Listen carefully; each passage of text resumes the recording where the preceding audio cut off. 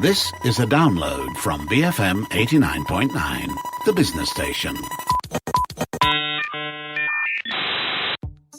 This is Tech Talk, made possible by TM1. It is Fun Friday. My name is Sandhu, and let's talk about shopping online. Well, most of us have done it. The convenience of buying with a click and having that product delivered to your door is one of the minor miracles of the digital age. But have you stopped to think about the impact your shopping habits are having on the environment? Or even if the current system of online retail is remotely efficient? Someone who has definitely been overthinking it is MSP's Matt Armitage. So Matt, what is your problem with home delivery? Hey Jeff, well, not a problem. I mean, yesterday I had deliveries from the post office, a food delivery service, a local online retailer, and an overseas online retailer. So that's 2 bikes, 2 vans, and that's kind of an average day. You know, we've got to the point where you can pretty much live off online purchases. A friend of mine recently hurt himself in a fall. He's healing now, but because he lives alone, he had everything brought in by delivery, you know, even if he wanted a can of Coke, you know, absolutely everything he could just use his phone and have delivered to his front door. Well, surely that's a good thing, right? Well, I guess you know what my answer is going to be, don't you? Yes and no, because you're boring and predictable. As Jeff knows, in Radioland, we use silence to denote displeasure. You say boring and predictable, I say nuanced. Isn't nuance another way of saying talking nonsense? If you take the nonsense out of these shows, all you're left with is a couple of ad breaks. So shall we go on? Sure, if I wasn't here, I'd have some actual work. Okay, well, to answer your question... Your question. Okay, to answer my own question, because that's the only way this show's going to move. It's amazing that we can pick up a phone, we can open an app, and as long as we have the money, we can buy pretty much anything we need or want. In fact, I think one of my debit cards, I didn't do the procedure properly from, and I got the food even though the payment didn't go through. Obviously, I had to pay them again afterwards, but sometimes you don't even need the money. But it's incredible and slightly odd that I can buy a boiled egg or a can of soda and have that single item delivered to my house literally within minutes. You know, it's hard to believe that buying things used to be such a big deal. When you were a kid? Well, it's not that long ago, and the place I grew up wasn't that Bagwood. I mean, it's not like we existed on God's lovely turnip, maggoty bread and devil's dumplings, to paraphrase Blackadder and Lord of the Rings. But that's what makes it so remarkable that things have changed so fast. You know, as a kid, a lot of the stores in my town closed at lunchtime for an hour, finished up their working day at 5 p.m., closed for the day at midday on Wednesday and Saturdays, and of course were closed all day on Sunday. I mean, I don't even know how we managed to eat. I think that the supermarket may be open till about 7 p.m, and we did have, you know, dodgy sundry stores that stayed open till maybe 9. Yes. And the butcher wrapped your food in old newspaper, and that's why the British voted for Brexit. Yes, damn those European bureaucrats for outlawing industrial solvent pollution in our fresh meat. Back in my day, when no one lived a day over 65, we ate our fish and chips out of newspaper, and the butcher would send round the lamb chops in the mouth of his trusty delivery dog in the heat of the midday sun. Never did us any harm, except, of course, for the people who didn't make it to 65. But, you know, much like today, if the store didn't have what you wanted, and that was something that happened quite often, they could have been out of the jeans with your waist size, or the Dunlop Green Flash in your size, or maybe you wanted something by one of those curious foreign brands like, I don't know, Nike. So like today, they would order anything that you wanted. And you'd come and pick it up the next day. Well, if you were really lucky, it might be in by next week, but typically it would take 2 weeks or longer. And you were never even sure what the price would be of the thing you'd ordered by the time it arrived. Which are all the reasons why you should actually be celebrating the way we can get things delivered today. And I do. I mean, I love the fact that I can compare prices with a shop in my local mall and a retailer in Wisconsin. And, you know, a little tip for the local retailers, if that guy in Wisconsin can ship it 15,000 kilometers to me in Malaysia, and I pay the import duty, and it's still cheaper, then you are charging me too much. But, you know, to be able to click buy and do nothing else until a package arrives at my door doesn't mean the system is perfect. For starters, look at all the delivery drivers that came to my house yesterday. Is that really the most efficient way of using them? So we're looking at those final mile logistics. Well, to begin with, we can look at my pie-in-the-sky theories for reforming the entire retail and logistics industry later on, but by and large, most online retailers are quite efficient at the point at which you buy the stock. Now they have, regular shipments in. The bigger boys have inventory systems that predict likely demand so they can order accordingly. But typically we expect most things that we order to be shipped within 24 hours. Some companies like Amazon pride themselves on having a range of goods that can even be delivered to you within 1 hour of ordering. But mostly it's an exercise in volume. Yeah, all the orders for the day are picked up and they go to the logistics company hub. That hub may be exclusive to the retailer, but in most instances, it will be shared across multiple companies. And again, that's a good thing. From there, the goods go out by ship, plane, train, lorry, in bulk to regional distribution centres or hubs, and eventually they find their way to your last mile provider. So far, the goods you've bought may be more environmentally and economically sound than those you might go to a store to buy. Keeping your local stores stocked is a Herculean logistics task in itself. And you may find that products in those stores, whether over or understocked items, are winging their way backwards and forwards. So, I'm not an expert in bricks and mortar retail, so I'm not going to embarrass myself any further. So essentially, the thing we buy break down in smaller items and smaller units as they make their way through this logistics chain? Yeah, and of course, it's as those things break down that we pick up these inefficiencies, like, for example, having 4 delivery drivers coming to your home in one place. Or in Jeff's case here at BFM, a pretty much constant stream. Every time I come in to record these shows, his desk looks like the bottom of a Christmas tree. People like me. They give me presents. You see, there's that silence creating dramatic effect again. People give me presents too. It's just that I sometimes have to threaten them a bit first. But yeah, as you said, those smaller and smaller units is where things start to get crazy. I've noticed with one local e-commerce aggregator, they seem to hold some deliveries back if their system shows that other items for me are arriving soon. And that makes a lot of sense because some of the things I buy are really small and really cheap. I mean, a lot of the stuff costs under 15 ringgit, less than $4. And if that includes $1 or more for the shipping from China, how can it be economic to send a van or a bike to my house? Is that delivery rider getting enough money to eat? Is he earning enough to eat? And am I even paying the true cost of the delivery of those goods? In terms of the environmental aspect. Well, yeah. I mean, vans and motorbikes generally emit more harmful emissions than private cars. And particularly at a city level, authorities are catching on to the increase in traffic that is congesting their streets and polluting their air that's come from online sales. And many of these cities are finding ways to limit the impact of those deliveries without affecting the convenience of local residents. And before we get to that, we should also point out that a lot of deliveries are made more than once. Oh, yeah. I mean, we haven't even considered all those rescheduled deliveries. I'll make up a percentage that sounds plausible, 26%.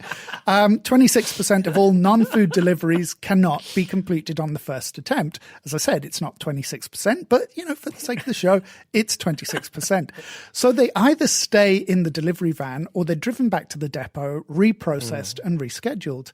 In some countries and for some companies where the deliveries are scheduled for a certain time, the driver can't even make the delivery before that time, even if the recipients are at home.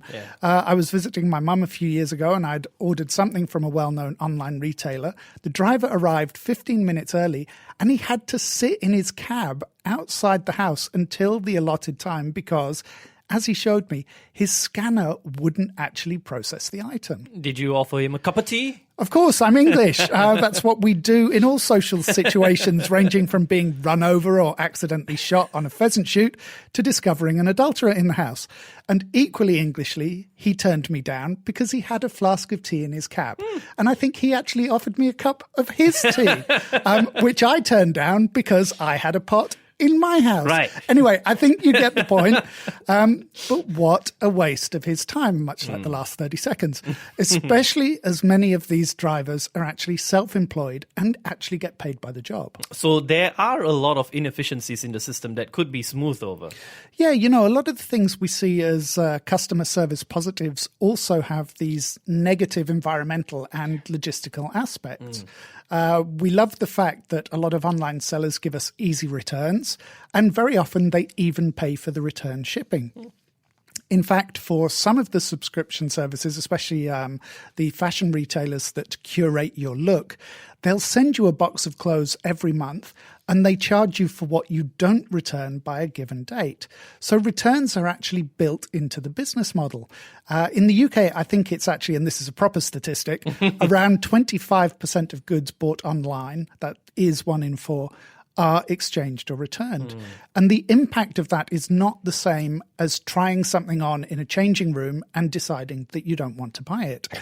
Think how many additional people and steps are involved in shipping those items back to the depot. Well, it's a little hard to see where you sit with all this. You love the convenience and the service, yet you don't like brick and mortar retailers who you feel overcharged. So you're a conundrum. Yeah, you used a similar word to describe me off mic. Puzzle. Yeah, let's stick with that. In terms of online shopping in general, let's not forget that this is still a new industry. We've had postal and catalogue shopping for a long, long time, but that was very slow. You wrote to them, you sent them a money order, and they sent you stuff. This online shopping thing is barely a decade old for most of us. And, you know, we've been walking up to actual shops for hundreds of years. So it's going to take us a minute or two to iron out the kinks. All right, after the break, why mapping apps are letting shoppers down. And yes, the return of an old friend and MSP obsession. We'll be right back. BFM 89.9. You're listening to Tech Talk, made possible by TM1. Blues, folk, metal. BFM 89.9. You're listening to Tech Talk, made possible by TM1. And we're back, and today's MSP is turning its guns on online shopping. So, Matt, why is it important that we get this fixed to your satisfaction? Well, I'm glad you're finally acknowledging my position as the fixed point about which the universe turns. But it gives me the opportunity to reel out some stats I took from the New Scientist and other places. So almost 70% of folks in the US buy online. In the UK, 1 in 4 retail transactions is now online. And in Australia, that was once a bastion of local brands and bricks and mortar retail, now 9% of retail has moved to online.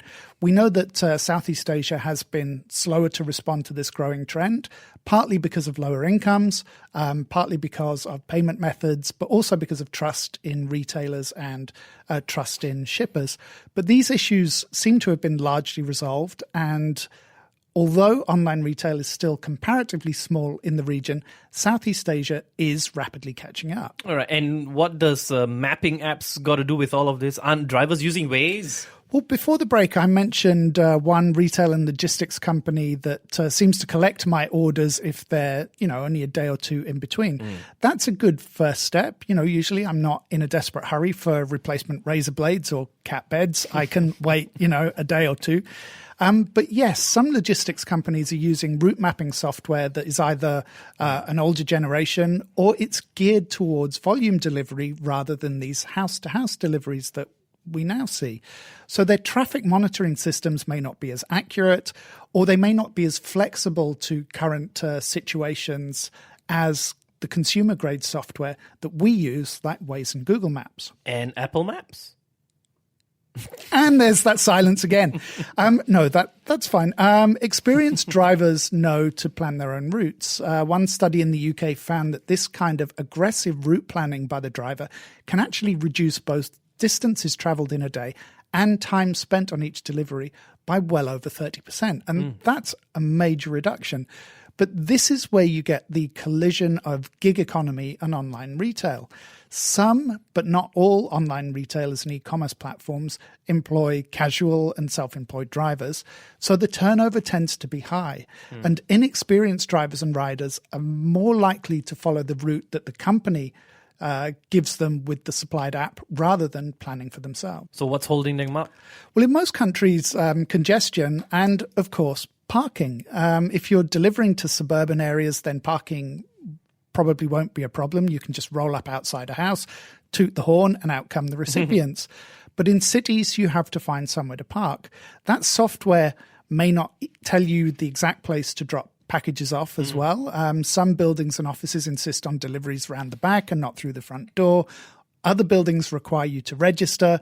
So that's a lot of effort just to bring me some razor blades. And presumably this is relatively easy to solve? Well, we can make navigation systems smarter. We can divide the world into smaller chunks, make it easier to deliver to that dog door on the basement landing. Various startups are trying to solve the problem for delivery drivers and commuters alike with apps that tell you about the availability of parking spaces and even allow you to book those spaces a few minutes in advance. Like the German city of Hamburg. Earlier this year, Hamburg banned most commercial traffic from its town centre as a way to reduce congestion and pollution. As a result, UPS decided to invest in a logistics centre inside the zone so that deliveries could then be made on foot, by pedal bike or electric vehicle. And guess what? So far, it actually seems to be cheaper.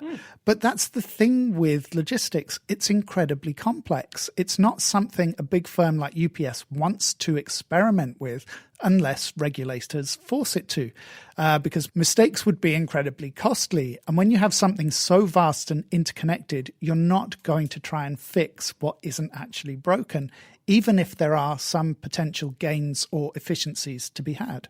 I can see that kind of foot and pedal delivery working in some places, cities especially, but not everywhere is one block from somewhere else. Granted, and Malaysia's climate makes foot and pedal deliveries especially arduous. You know, I live in a city, but a city so spread out that my food deliveries come from places more than a dozen kilometers away. In rural areas, those distances expand even further. So yes, you still need some kind of motorized delivery system. Electric vehicles? Well, of course, those are a start, but they're not the final point. For starters, this isn't entirely an environmental discussion. And depending on how the electricity is generated, those vehicles won't necessarily be green either. And the calculations can be incredibly complicated. New Scientist reports some findings from the EPA, the Environmental Pollution Agency in the US. If a fuel-efficient van delivers to groups at home in a neighborhood, then it can potentially halve the CO2 emissions that a family driving to the supermarket by themselves would make. But only if the driver gets to determine the route and the delivery time. If an older, more efficient van is used, or if the driver has to deliver according to the customer's schedule, which means he or she will crisscross back and forth as a result, then it's actually much more efficient to drive there and do the shop yourself. All right, so how do we rationalize this? Well, like I said, more radical solutions are being looked at, such as the logistics companies contracting out that final mile to third-party delivery companies that essentially have a monopoly for a certain area, so that everyone has to use them for delivery to that block of addresses that they control. That way, there's no duplication of traffic and packages from multiple retailers all go to an address in the same van at the same time. It's an approach that's being pioneered by companies like Newt Cargo, which employs an electric fleet of vehicles in parts of London. And how do you keep that competitive? Because generally we don't look to create monopolies. Well, depending on how small those areas are, logistically they could be replaced relatively easily, and they would be independent of all the carriers they subcontract for. This might be an area where regulatory bodies have to lean in as well. Perhaps it may be that some government contractors again, I've done that wrong. Perhaps it may have to be like some government contractors whose profit margins are agreed, their books are opened, and they're audited by the departments that appoint them. Can we sustain the current approach? Well, it looks increasingly unlikely. This week, California passed a law tightening up employment regulations for companies operating in the gig economy. So workers for those companies will now receive benefits like minimum pay guarantees, paid holidays, sick pay, and the status of employees and not independent contractors. And all of that will probably push up costs. And this leads us to robots and drones? Well, drones I'm still a little bit dubious of. We've talked about that before. You don't really want to be sharing a lift with a high-powered drone. It's going to give you a haircut at the very least. One drone delivery operator drops packages on a rope. Again, not a particularly elegant solution. It doesn't lend itself well to local Malaysian fruits like durian because no one in their right mind wants to stand underneath one of those while it's being lowered from the sky. Trials with robot deliveries have actually gone remarkably well. If anything, some of the trials have found that people are too willing to open their doors to a robot because they don't perceive it as a threat. They found in tests, particularly at college dorms, people will simply open the door to the robot and let it go anywhere in the building. But, you know, there again, even with robots, we're still looking at a congestion problem. So robot road warriors. Well, I think more like sidewalk shin stabbers. But yeah, the principle's pretty much the same. You know, we still have a bit of work to do to make the robots a bit more aware of the limitations and frailties, particularly of human flesh. Are you back to man flesh and maggoty bread? Well, it is nearly lunchtime. No, automated deliveries will definitely be part of the very near future. If you're a human, I wouldn't be looking at a long-term career delivering packages. But I think there are much more radical steps that we could be taking. As mentioned before the break, I'm guessing this is your old obsession, 3D printing. Yeah, it goes back to that idea of localization. UPS didn't realize that placing a hub in the heart of the community would actually be cost effective. Over the last 50-odd years, we've established these global supply chains. Incredible volumes of goods float around from country to country. Raw materials go in, finished goods come out. And companies are constantly looking for lower-cost locations to manufacture in. Ultimately, machines are cheaper than people. Well, basically, yes. You know, we see companies that are offered tax breaks to maintain their current production facilities rather than offshoring them, and they tend to invest those tax breaks in automation rather than employing more human workers. Now, whether that automation be machines, software, or for AI services in the cloud. But we're also seeing shifts in consumer mood as well. Consumers want to know where products were made. They want to know what the environmental impact, how far they were shipped. So we see companies adopting much more these just-in-time manufacture and warehousing policies. And we see you heading off into fantasy land. Well, look, I guess, 3D printing isn't that interesting to people anymore. They see it as a gimmick, but the machines are becoming more and more powerful. The range of materials that can be used in additive manufacture is improving. If you take the example of localized companies handling delivery, why is it then a stretch of the imagination to think that local companies could actually handle the manufacture as well? That you could go to the same print shop to get an iPhone or the latest Samsung Galaxy. Maybe those companies will only be providing specialist components like the chips, or maybe they will just be the IP holders. So that essentially everything we buy, from cars to phones to blenders, will basically be OEM. But we have to be very clear. And this is where I end with my usual coda.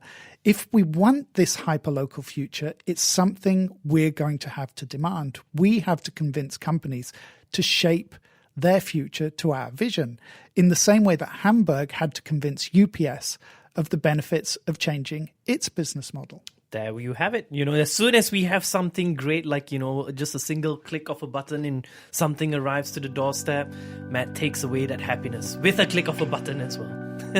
Yes, and you can end this podcast now. The convenience of the click, the impact of online retail, MSP number 94. Stay tuned, we have Geek Squawks after this, BFM 89.9. Tech Talk, made possible by TM1. To learn more, visit tm1.com.my. Thank you for listening to this podcast. To find more great interviews, go to bfm.my or find us on iTunes. BFM 89.9, the business station.